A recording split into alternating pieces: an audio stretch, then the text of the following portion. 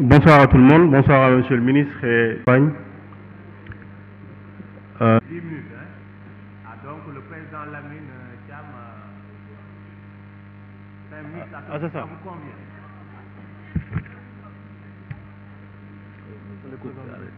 D'accord, vous avez 10 minutes. Merci beaucoup, Président. Merci.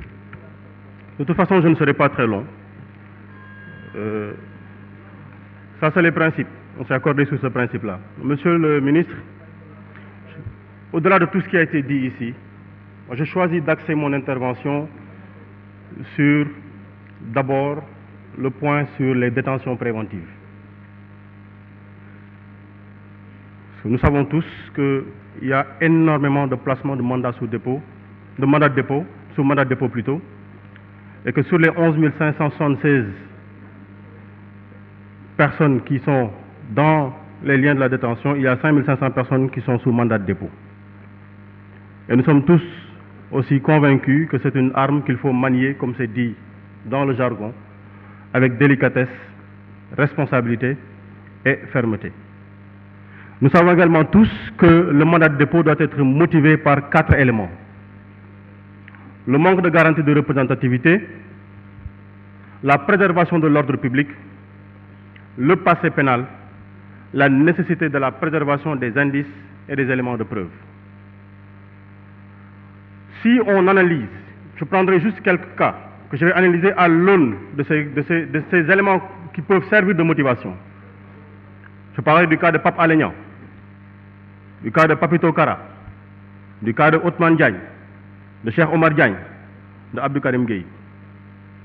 Et ça me permet également d'embrayer sur les durées des détentions préventives. Il est bon de noter donc que au moment où on n'a pas encore établi la responsabilité pénale,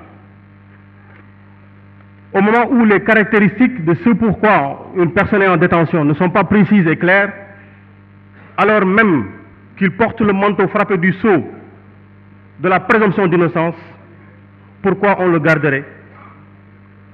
Et je constate que les statistiques sur ces 5000 personnes en détention préventive, les statistiques ne sont pas précises au point de nous dire ce qui leur est reproché et qui justifie qu'ils soient placés en mandat de dépôt, parce que ça nous aurait permis d'avoir une discussion bien profonde sur la nécessité de la détention préventive.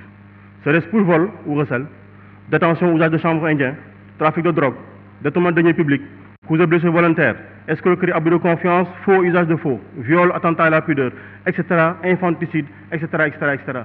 Ces éléments de statistiques nous permettent de poser un véritable débat sur l'utilité. Parce qu'après ce qui vient, on nous dit, c'est la question du temps, le délai raisonnable.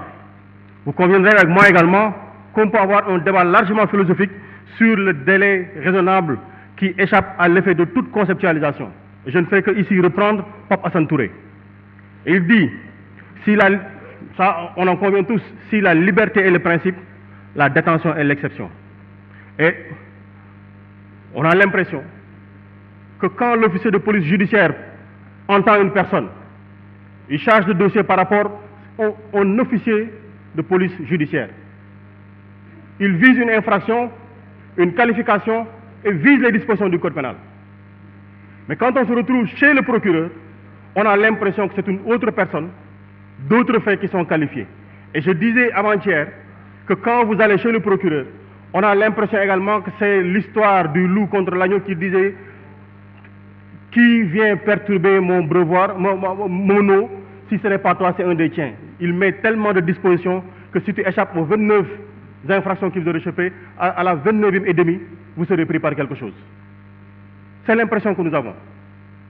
Et fondamentalement, nous devons poser ce débat-là. Et j'avais également posé le débat sur, Monsieur le ministre,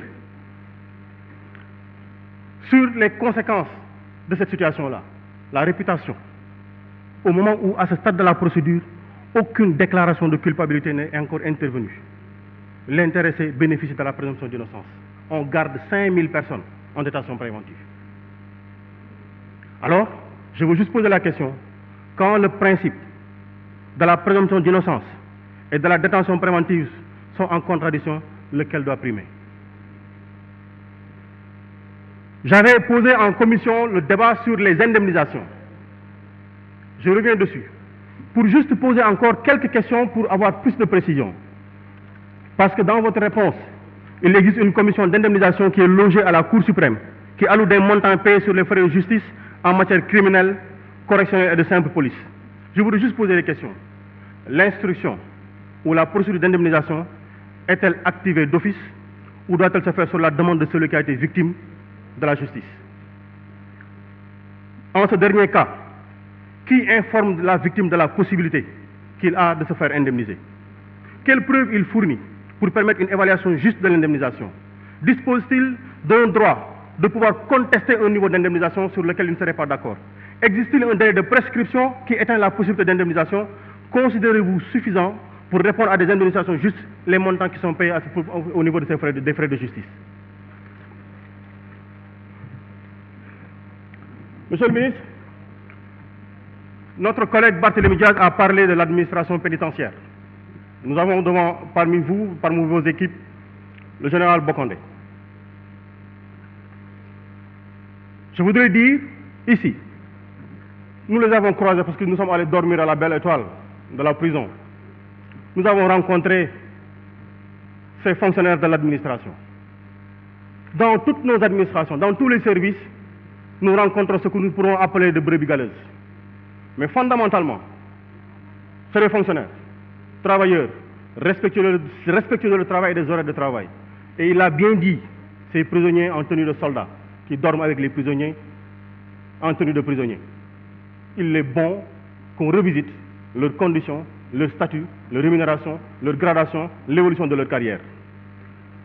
Je voudrais parler également, Monsieur le ministre des Finances, des activités privées, donc de commerce, boulangerie, pénilé, etc., etc. Naturellement, ma déformation professionnelle m'amène à en parler. Quelles sont les conséquences? Ils sont exonérés d'impôts sur les sociétés, d'impôts sur le revenu.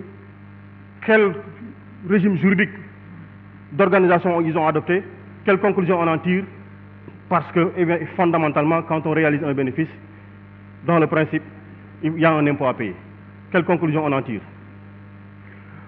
Monsieur le ministre, je voudrais revenir pour dire, nous sommes dans un pays où nous tous, nous respectons ceux-là qui nous permettent de dormir paisiblement la nuit. Ceux-là qui assurent notre sécurité.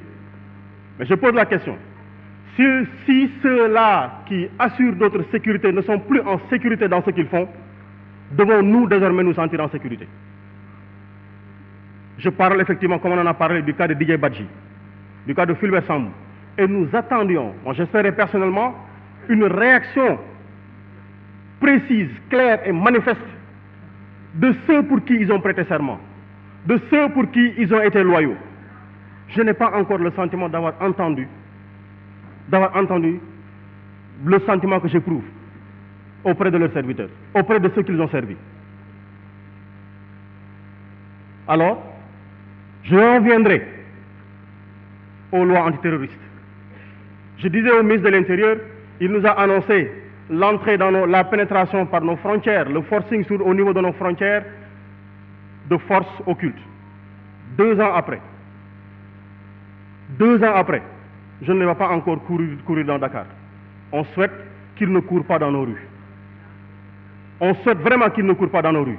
Et ceux qu'on a pris pour en faire des terroristes, je répète encore, c'est Mamadou Seck qui a été mon agent pendant 2 ans. C'est Ousmane Seck qui est un éleveur d'abeilles. C'est Amidia. Monsieur le ministre, je pense qu'il y a une réflexion à mener à ce niveau-là.